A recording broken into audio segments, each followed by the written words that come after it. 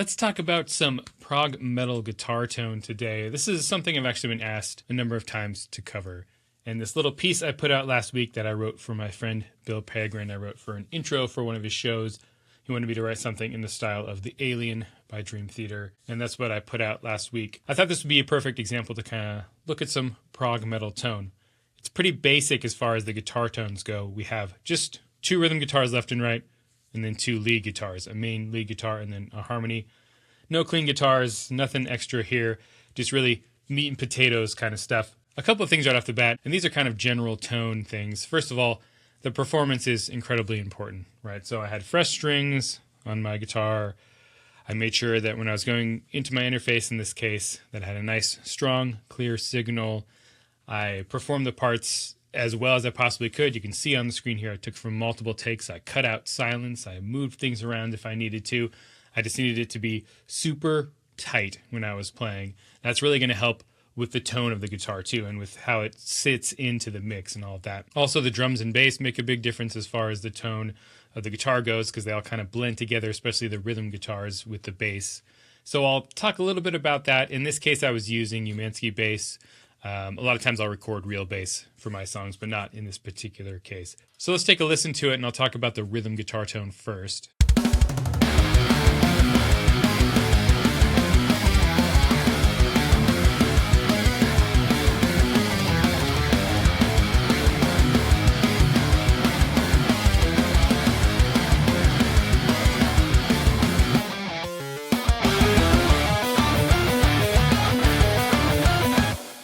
All right, so for drums, I'm using Modern and Massive 2, and I actually did all the mixing inside of the plugin, which is really cool. So now I have an awesome preset that's almost fully mixed that I can use when I'm doing demos and stuff like that. For bass, I'm using Umansky bass. I like it for this heavier stuff. I just have it on the DI setting, and then I did some basic mixing to it as well. Nothing too crazy. Just some EQ, parallax, which is my go-to for heavy bass, a little bit of Saturn 2, and then double tap, which is like bass compression. So the drums and bass together.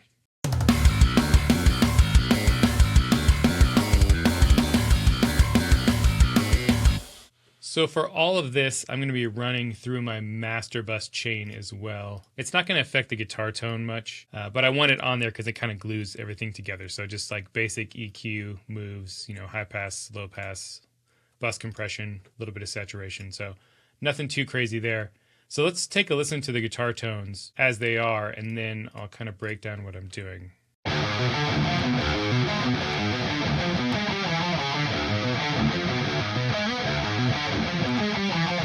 So for this, I'm using Archetype Petrucci. Let me turn off the post-processing, and we'll just solo the left guitar. Since this was a Dream Theater style piece, I thought Petrucci would make the most sense. I have been using Gojira the most, really, for rhythm guitars, or sometimes I'll use presets in my Kemper. But for this case, I thought Petrucci made the most sense, obviously, since I'm writing something in the style of Dream Theater. So here it is without any post-processing, just the left guitar.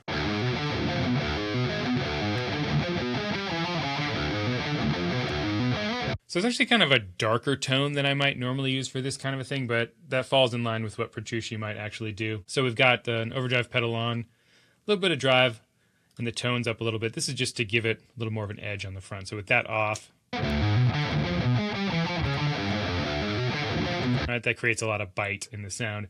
Now on the amp settings themselves, I have the bass pretty high and the mids pretty low. That's more than I would normally do. Normally those would be kind of more towards the middle depending on the tone, but for this case it worked pretty well. And then I've got the treble and presence up to give you some of that air on the top. And then cab wise, got a 421 and then the 2500. This is the main one here on the left. I'm kind of just bringing them in and out, so I'll turn them off and on.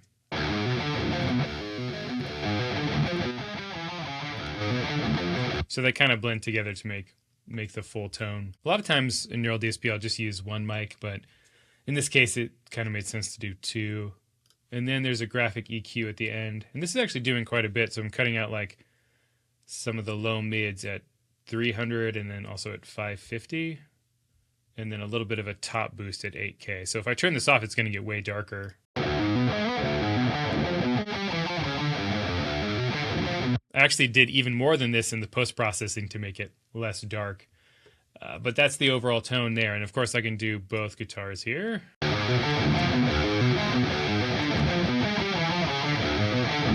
So that's with no post-processing, and it already sounds pretty good. For me, I want to get a nice source tone so I don't have to do too much work on the back end. So let's listen to that with the bass and drums.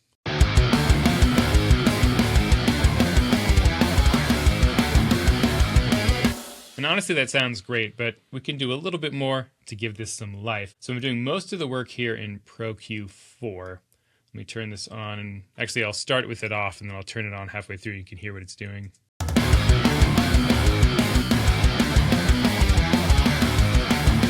So off, and on. You can hear it gives it all kinds of life. So I've got a high pass, low pass, pretty classic stuff. I want to get rid of the unnecessary low end, although I'm not tuned super low in this case, so it's not a big deal. I'm just in drop D. And then get rid of the unnecessary high end, especially with plugins like this. You get a lot of fizz from the top end. And then I'm doing just a couple of moves here. So I'm boosting at the fundamental. I have a little bit of a cut here, right where the bass and kick drum are. And then I'm boosting the fundamental note here. And then this is something I do on most rhythm guitars, is I'm cutting out the low mids, in this case around 350. It kind of depends on the guitar. But if I boost that and take it out, you can hear what that's doing. So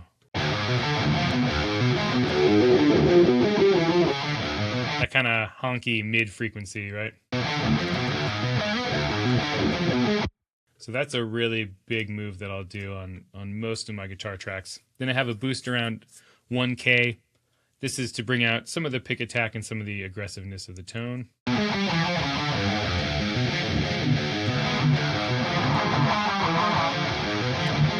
Don't want to go too crazy with that, but it helps a little bit. And then the last thing I'm doing is this boost at, it says at 9K, but really it's more like 6 to 7K. And that's just to give the tone some more air and let it cut through a little bit more.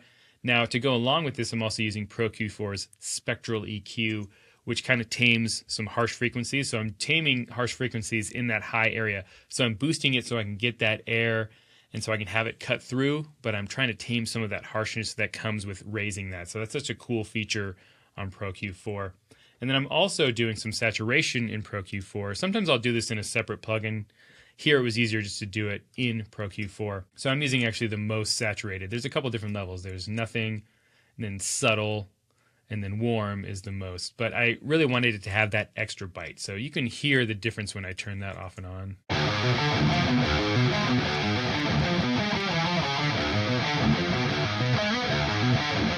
Pretty subtle, but it does definitely do something. So with Pro Q4 off and on. So it's not massive moves, but it's definitely allowing it to cut through a little bit more and also kind of sit in the mix better with the bass and drums. Gets it out of the way of that low end. So I'll do everything together.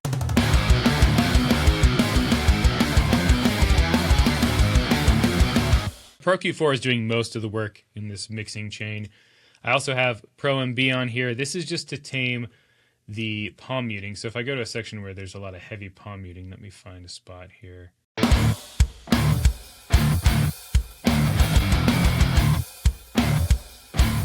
This is a classic trick. So I'm using this multi-band compressor to clamp down on all of those really kind of booming, blooming frequencies that happen when you palm mute. When you palm mute, you get this, kind of bloom of the low end.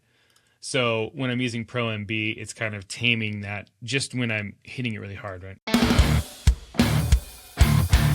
I'm pointing at my screen like you can see it from my view, but you can see it clamping down on Pro MB there, right, when it's palm muting.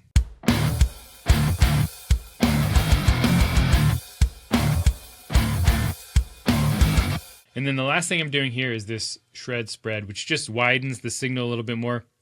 I don't like doing this too much because it starts to sound a little bit weird, but I'm just spreading it, I guess, 109%, so like 9% more than normal. It's pretty subtle, but it kind of makes it a little bit bigger and wider in the mix.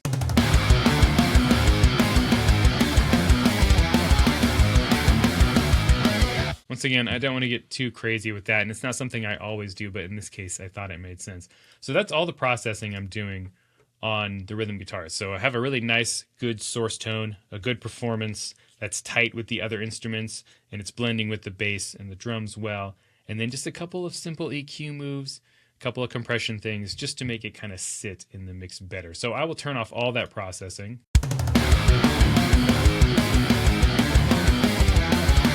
Honestly, that sounds great. I could actually totally use that. But these little moves are going to make it stand out a little bit more.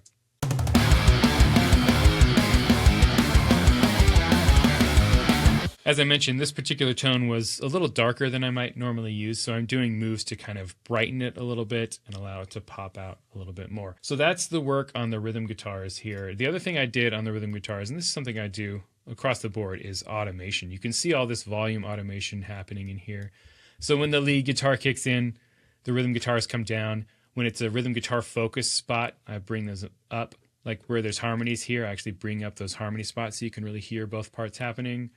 And then, you know, this big chord at the end, I bring up the rhythm guitars. There's other parts where there's cool palm mutes. If I want something to be heard, I'll bring it up.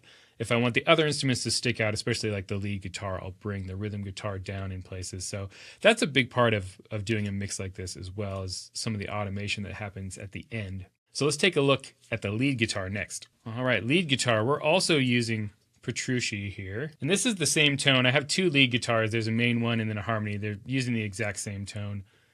So we've got Petrucci. This is a preset I really liked by Kiko Loureiro. It's called Leading Star. It's kind of been my go-to lead guitar sound lately. I did some adjusting to it as well, but that was kind of my starting point. You can see here there's a lot more mids than what I was using in the rhythm guitars. It's going to kind of allow it to pop out a little bit there, and a little bit less bass, right? I don't want it to be too boomy with the lead guitar. This also has the overdrive on, a bit of a different mic combination. As I said, I kind of used a preset in this case and just adjusted it from there. It's a quick way to get a good tone. You find something you kind of like and go from there. There's not really much happening at all. Actually, really nothing on this graphic EQ is just on. So let's listen to this without any effects or processing.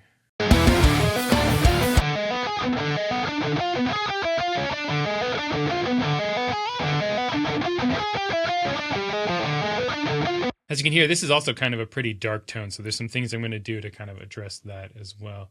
So let's take a look at the EQ I'm doing on this. There's some bigger moves here. You see all these moves on the top end. That's to kind of allow it to pop out. So let me turn on Pro Q4.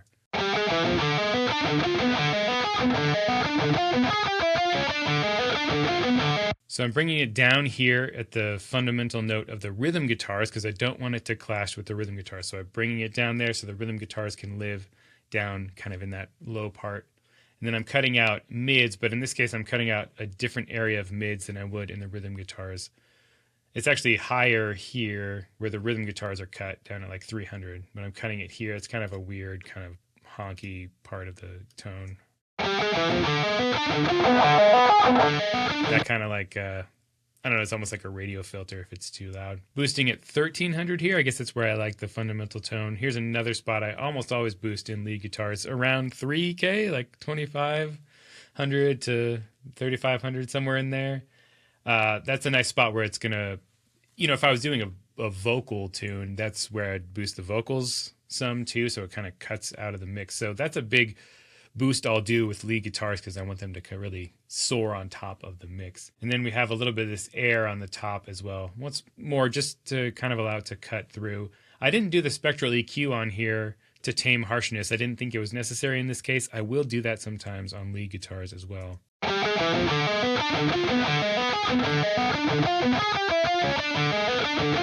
Now you have a harsher tone, and on its own it sounds maybe a little bit too harsh, but when it's in the mix, now it's going to allow it to cut through. Here's another thing I almost always do on lead guitars, and that's compression. I don't compress rhythm guitars all the time because they're pretty compressed to begin with all the palm muting and low notes. But lead guitars, I'm thinking of this as like a vocal in this particular case because it's instrumental, this song. So I want the lead guitar to always be sitting on top, and if I use compression, I can kind of even out some of the dynamics. It doesn't need a ton. It's not like a vocal where you need like, 20 dBs of compression or whatever. In this case, it's going to be pretty subtle.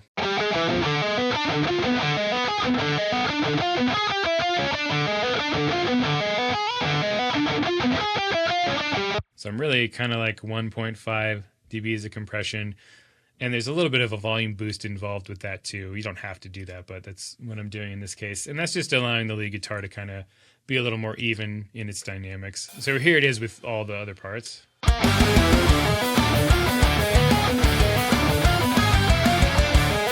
Let's go to the shreddy part at the end and see how that sounds.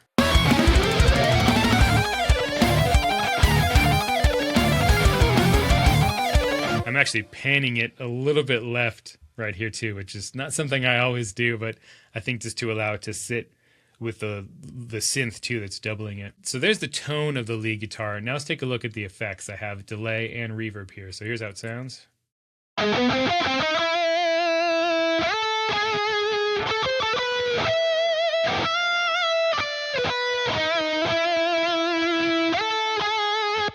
So let's look at the delay first. So I have this Valhalla delay, which I love.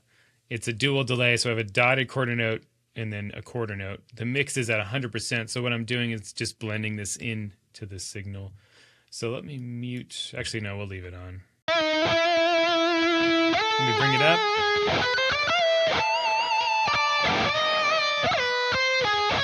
Right. You can hear what it's doing there when I bring it up. It gets really wide. So I'm just kind of thickening the tone with the delay. It makes a big difference.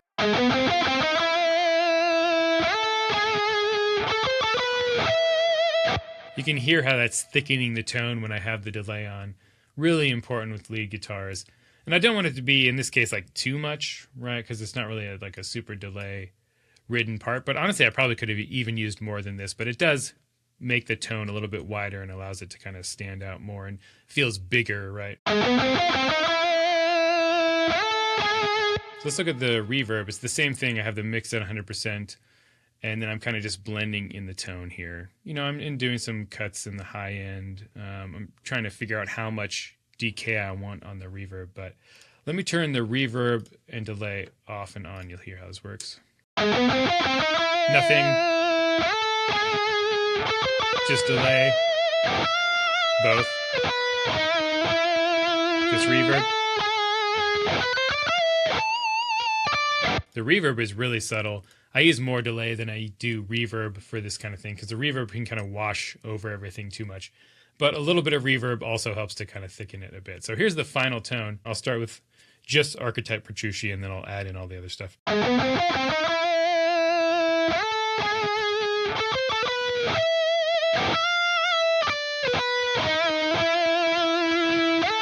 here's the harmony. Same tone.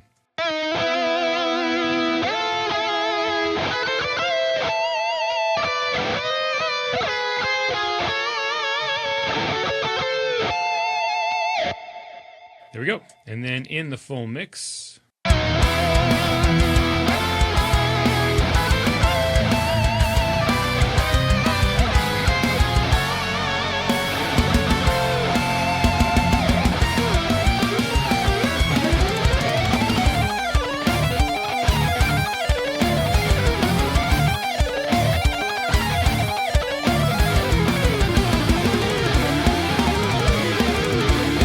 I'm also automating the lead guitar quite a bit, even more than the rhythm guitar. For these shreddy bits, I want everything to really stand out, so when it kicks in here at the end and the rhythm guitars are also going, I needed to bring that lead guitar up so you can hear that really crazy shredding that's happening. There's also like this introduction to this part. You see how much I boosted it. Not only am I fighting the drums and the rhythm guitars and bass, I'm also fighting all of these keyboard parts I have these big chords. So I really want this to be heard, right? This is the melody here. So doing some volume automation like this, as well as some compression, allows the lead guitar to kind of sit in a good spot volume-wise. I just want to make sure everything is heard really well. So I want to hear all the parts that are happening underneath. I also want to hear the melody.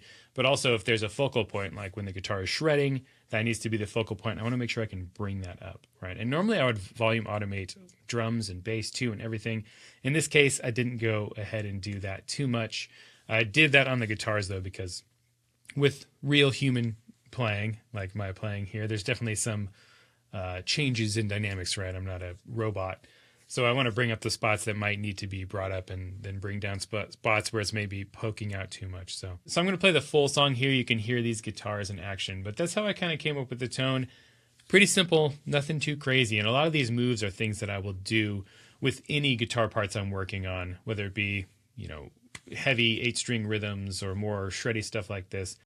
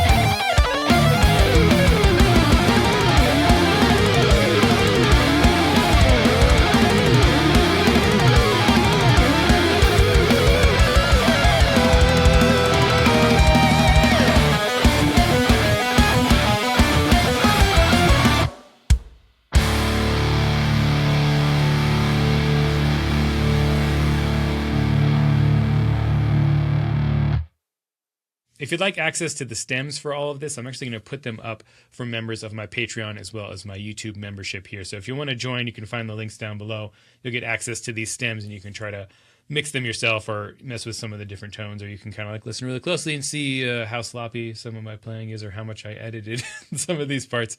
But if you enjoyed this lesson, please let me know if you'd like more tone lessons. I might do something like this in the future, or maybe a mixing lesson. I don't consider myself to be an incredible mixing engineer or really to have the best guitar tone, but I do get asked a lot about this, so I wanted to make a video kind of covering some of the tones I'm using in this particular case. But I'll be back next week with a normal lesson, and until then, stay proggy.